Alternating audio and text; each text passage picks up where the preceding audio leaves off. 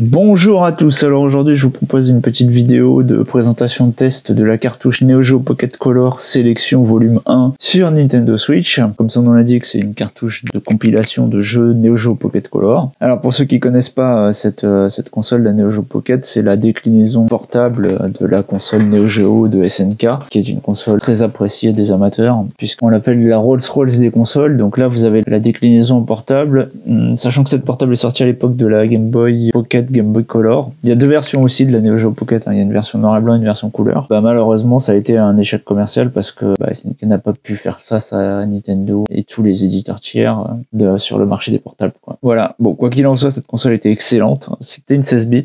Bon, graphiquement ça ressemblait quand même à de la Game Boy Color. On a toujours le délire des sprites en 4 couleurs, enfin 4 couleurs dont une transparente, donc en fait c'est 3 couleurs. C'est souvent il y avait un détourage noir et puis 2 couleurs pour le sprite. Mais la console ne ramait quasiment jamais. Elle était vachement nerveuse, elle pouvait gérer plusieurs playfields. On voyait que qu'elle était quand même plus balèze que la Game Boy Color, quoi. C'était une vraie 16 bits. Voilà, donc dans cette compilation, vous avez 10 jeux qui sont représentés ici par les 10 cartouches. Qu'est-ce qu'on va vous lancer en premier? Bon, il y a beaucoup de jeux de baston. Alors je vais vous faire le récapitulatif. Donc là, vous avez un jeu de golf. Ici, vous avez un genre de action RPG à la Zelda. Ici, vous avez un jeu de versus fighting, un autre jeu de versus fighting, un autre jeu de versus fighting, encore un versus fighting, encore un versus fighting, Metal Slug 2 et Metal Slug 1 qui sont des run and gun plutôt connus, et un versus fighting. Voilà, donc à l'image de la console de salon, il y a quand même pas mal de versus fighting sur cette compilation, et parce que c'est aussi ce qui a été le plus disponible sur la console portable. Alors, on va commencer par... je vais vous montrer un peu à quoi ressemblent les jeux de combat. On va commencer par celui-là, allez. Fatal Fury. Alors, vous avez accès à plusieurs options avant de lancer le jeu. Soit vous pouvez regarder la boîte. Donc, vous avez une représentation de la boîte en 3D que vous pouvez tourner dans tous les sens. Vous pouvez zoomer.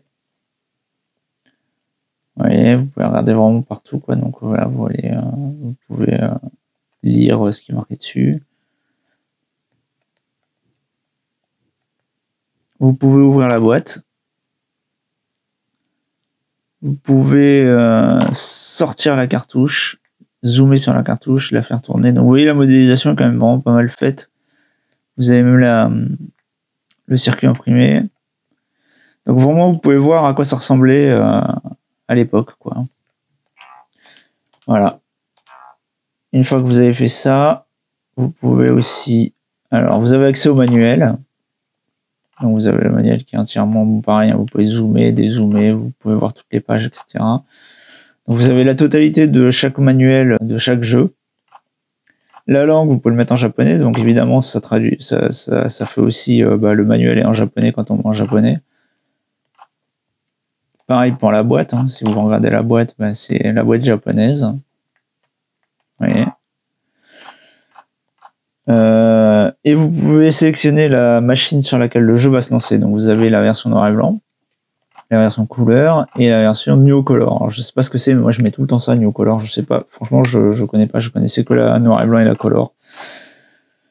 Je me demande d'ailleurs si la New Color c'est pas juste des couleurs réadaptées pour la Switch. Enfin j'en sais rien, en fait je sais vraiment pas. Voilà. Les cartouches de jeu à l'époque étaient soit compatibles avec la console couleur et la console noir et blanc, soit exclusifs à la version couleur. Quand les cartouches sont compatibles avec les deux, ils vous proposent donc le device noir et blanc ou pas, quoi. Voilà. Bon, on va lancer le jeu. Voilà. Alors, bon là il vous remet immédiatement où j'en étais en fait. Il fait forcément une sauvegarde automatique, un instant de save en fait dès que vous quittez le jeu. C'est pour ça que là il vous a remis le jeu en plein milieu d'un combat, quoi. Donc attendez, je vais vous montrer les options. Une fois qu'on est dans le jeu, on a accès à... Bon, on peut faire un reset sur la partie, là, c'est par rapport à ce que je viens de vous expliquer. Les contrôles, bon, on peut changer les contrôles, mais bon, ça... Attendez.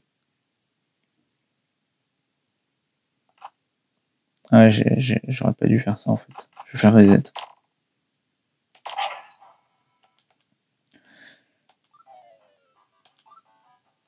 Donc, tiens, comme ça, vous voyez un peu l'écran de sélection des personnages. Donc, comme vous pouvez voir, les illustrations des persos sont vachement sympas. C'est assez coloré.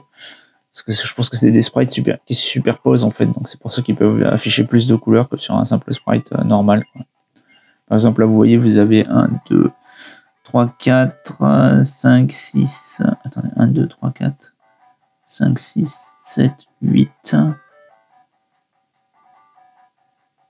9 couleurs sur le perso. Donc ouais, c'est beaucoup plus que les 4 réglementaires, quoi. Donc c'est des sprites qui sont superposés en fait. Ce qui est tout à fait compréhensible vu que de toute façon là il y a quasiment rien à animer, hein. Derrière il y a un cycle de couleurs. Donc c'est une image fixe en fait avec la palette qui cycle. Et donc ils peuvent se permettre de superposer les sprites les uns aux autres vu qu'il n'y a pas besoin de puissance machine, quoi, pour afficher ça. Par contre dans le jeu, les sprites sont en 4 couleurs. Il y a la couleur transparente, le contour et les 2 couleurs à l'intérieur. Voilà, donc comme vous pouvez le voir là, les coups spéciaux rentrent bien en fait, hein. Enfin après ça dépend évidemment de votre manette, mais au niveau du jeu en lui-même, il n'y a pas de souci, quoi. On peut faire les coups spéciaux avec les quarts de tour, les demi-tours et tout. Et oui, j'ajoute Terry, hop, je fais les flammes, quoi. Voilà. Attendez, alors on va retourner dans les options du coup. Alors contrôle display, manuel. Ah voilà, alors ça c'est pour changer la gueule des Neo Geo Pocket qu'il y a derrière en fait. Donc il y a toutes les vraies couleurs qui sont sorties dans le commerce. Et vous pouvez même en mettre une sans skin. Peut-être faire ça d'ailleurs. Voilà, on va mettre sans skin. Et vous avez l'option pour revenir en arrière. Donc par exemple s'il y a quelque chose qui m'a... Enfin là c'est pas très utile dans un jeu de combat, mais vous l'avez...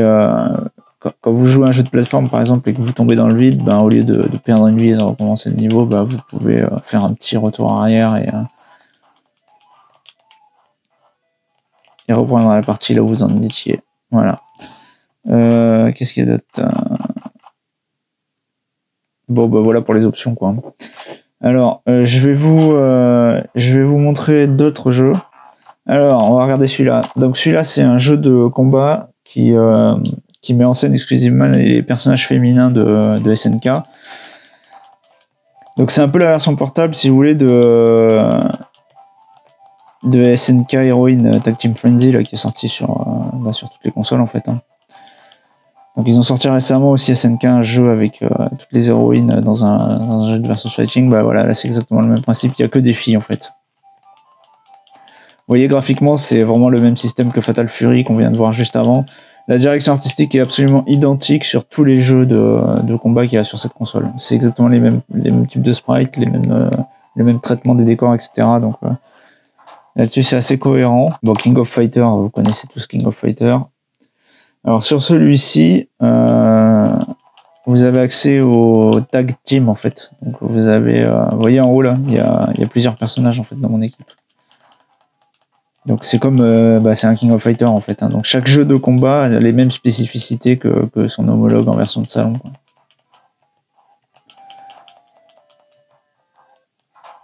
Alors je voulais vous montrer, voilà, sur un petit versus mode.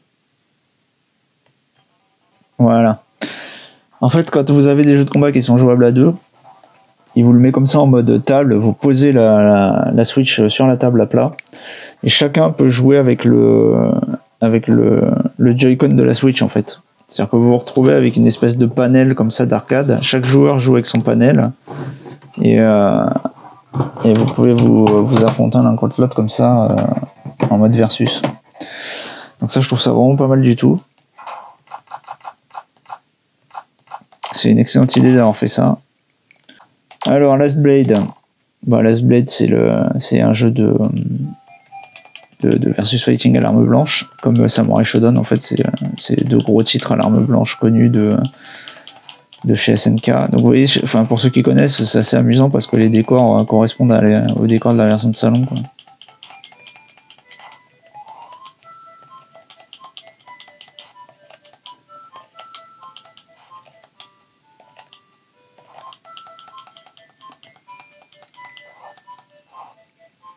Je vous laisse les cutscenes. Moi je me suis fait battre. Il n'y a pas encore la cutscene.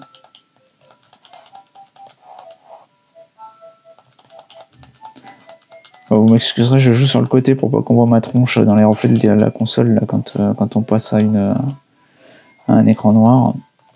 Je vous avouerai que c'est pas les meilleures conditions. Bon bref, allez, on va passer à autre chose. Alors, jeu de combat, vous avez encore Samurai Shodown, dont je viens juste de vous parler. Donc c'est le deuxième jeu de combat à l'arme blanche, disponible sur la cartouche.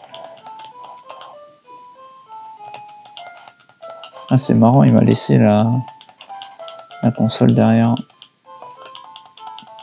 Pourquoi? Ah, peut-être que j'ai laissé le version color et pas de new color en fait. On va regarder ça. C'est intéressant. Ouais, version color, new color. Si je mets la new color, à mon avis, il va me virer le fond. Quoi. Ouais.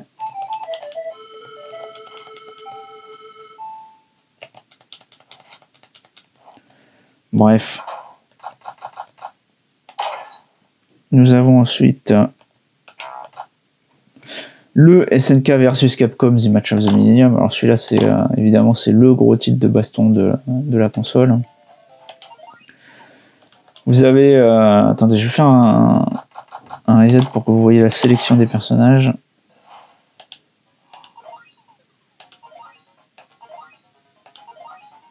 Regardez-moi ça. Donc là, à gauche, vous avez tous les personnages SNK disponibles. Et à droite, vous avez tous les personnages Capcom disponibles. Donc voilà, c'est vraiment cool.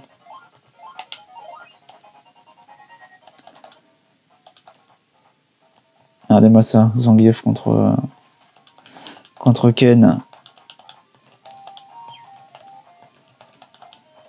On se croirait dans un jeu Capcom. Regardez. Vous avez vu, les coups spéciaux, ils rentrent super bien. Et c'est le même système que sur console de salon, quoi. C'est des quarts de tour, des demi-tours, des trucs comme ça.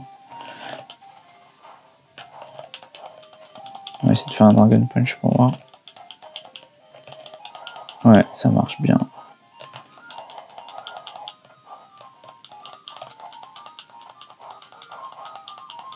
Vous avez vu, c'est marrant, c'est les mêmes coups, quoi. Donc franchement chouette. Moi à l'époque, j'avais passé pas mal de temps sur le Street Fighter 03 de la Game Boy Advance, que je trouvais vraiment cool. Et j'ai l'impression que tous ces jeux de baston là sont encore mieux en fait. Les versions SNK sur Neo Geo Pocket, j'ai l'impression qu'ils sont plus fun et plus faciles à prendre en main et que les coups sortent mieux, quoi.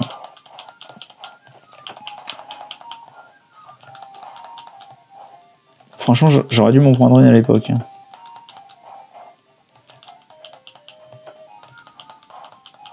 Oui, parce que j'ai jamais eu de Neo Geo Pocket Color en fait.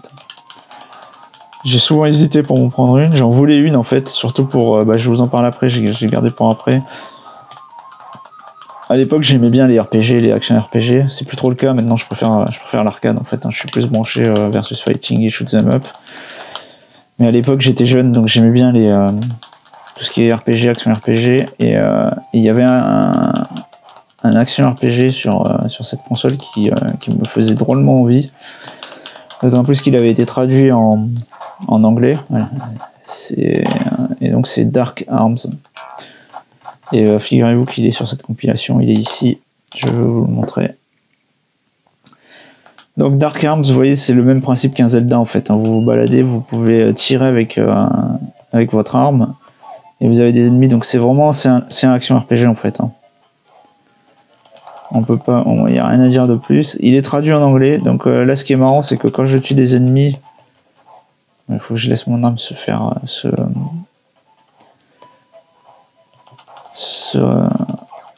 voilà. Quand je tue un ennemi, il y a son âme en fait qui est récupérée, et ça va me permettre d'améliorer mes armes en fait. En fait, mes armes sont, au fur et à mesure du jeu, vous avez accès à des nouvelles armes, et les armes sont vivantes. Et vous les nourrissez avec les âmes de vos ennemis, en fait. Donc c'est assez marrant comme principe. Et donc ouais, comme je vous ai dit, le jeu est entièrement traduit en anglais, donc c'est vraiment c'est vraiment chouette. Parce qu'à l'époque, c'était quand même assez courant que les jeux auxquels on voulait jouer soient en japonais uniquement. Et donc on se galérait pas mal. Là je récupère ma vie. Et là je peux les sauvegarder. Voilà.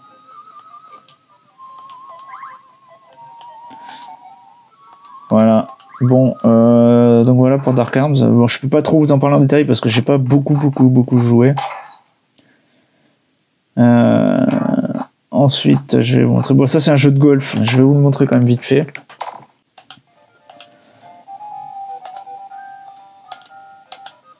Bon, j'ai fait n'importe quoi.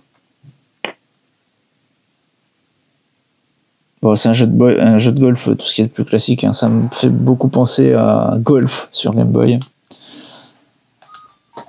Donc bon, bah si vous aimez les jeux de golf, c'est super. J'aime bien. Franchement, je trouve ça assez sympa. Même si vous voyez, je suis plutôt mauvais. Là, je sais pas pourquoi je mets autant de temps à arriver.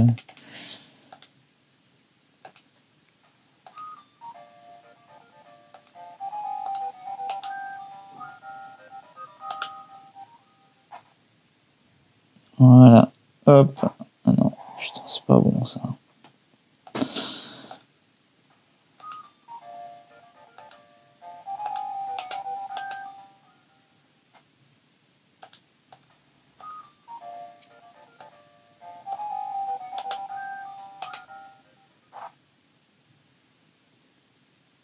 Ah, je suis parti.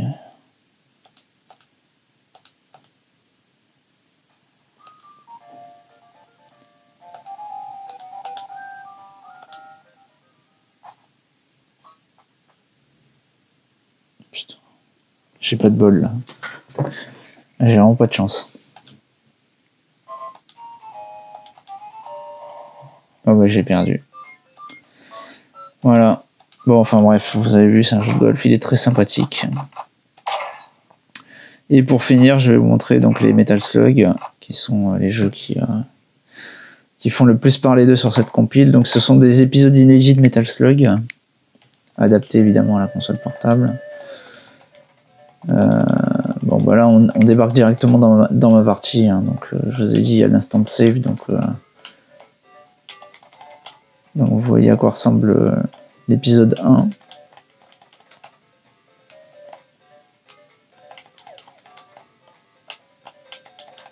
Alors comme vous pouvez le constater, les personnages ont une barre de vie, contrairement à la version arcade où ils ont des vies uniques, quoi. Donc c'est comme la version Game Boy Advance en fait, hein, où ils ont aussi des barres de vie. Alors vous avez toutes les options et les systèmes qui existent déjà sur la version de salon, c'est-à-dire que vous avez vous avez vu, c'est marrant, c'est le même écran de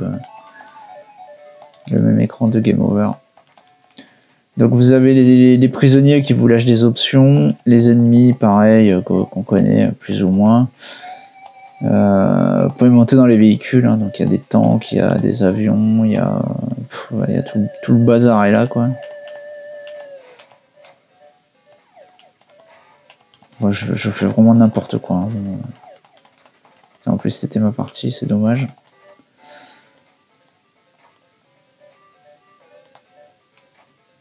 J'aimerais bien vous montrer un tank en fait.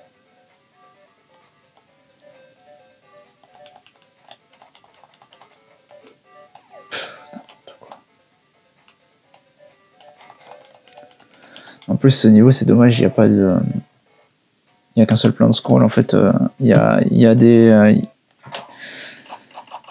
a souvent 2 playfields en fait. Bon, je vais vous montrer ça sur l'épisode 2. Hop. Donc là, bah tiens, ça, je suis dans un sous-marin. Ah bah non, je suis mort, donc vous n'allez même pas voir le sous-marin, mais bon. Et puis il n'y a qu'un playfield. Vraiment, on a vraiment pas de bol.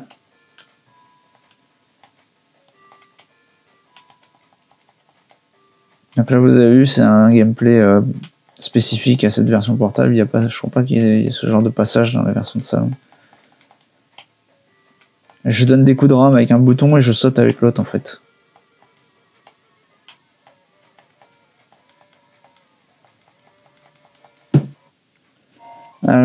Le tank, mais c'est génial, on voit tout ce que je voulais montrer. Et les deux playfields, voilà. Bon, vous voyez que le paysage de derrière bouge plus lentement que celui de devant. Donc la console, et vous voyez la maison, le découpage de la maison, des pentes et tout, donc c'est des vrais playfields, hein, c'est pas des interruptions d'un scrolling à la ligne. Donc je pense que la console gère donc au moins 2 playfields, à mon avis pas plus, hein, parce que je pense pas qu'elle soit si puissante que ça. Parce que mais c'est bon, c'est déjà pas mal, hein. À l'époque, c'était la seule à faire ça avec la Lynx, quoi, en portable.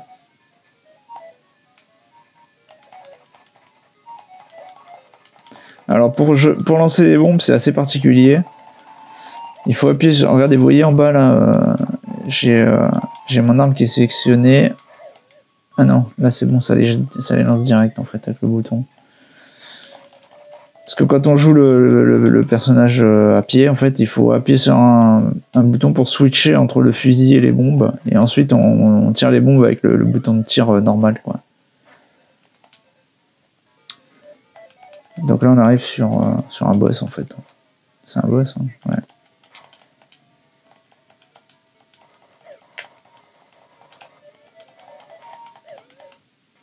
Bon, bref. Voilà, bon écoutez, je crois que je vous ai montré à peu près tout ce que je voulais. La vidéo est déjà assez longue comme ça. Bon, vous avez compris, c'est une super compilation. Franchement, j'aime beaucoup. Les jeux sont géniaux dessus, ils sont vraiment super.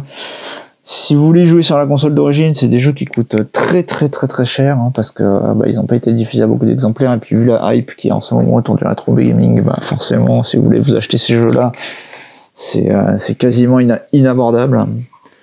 C'est plusieurs centaines d'euros par cartouche. Donc bon, c'est une bonne alternative, hein, si vous voulez jouer à la Neo Geo Pocket pour la découvrir ou parce que vous voulez juste en profiter.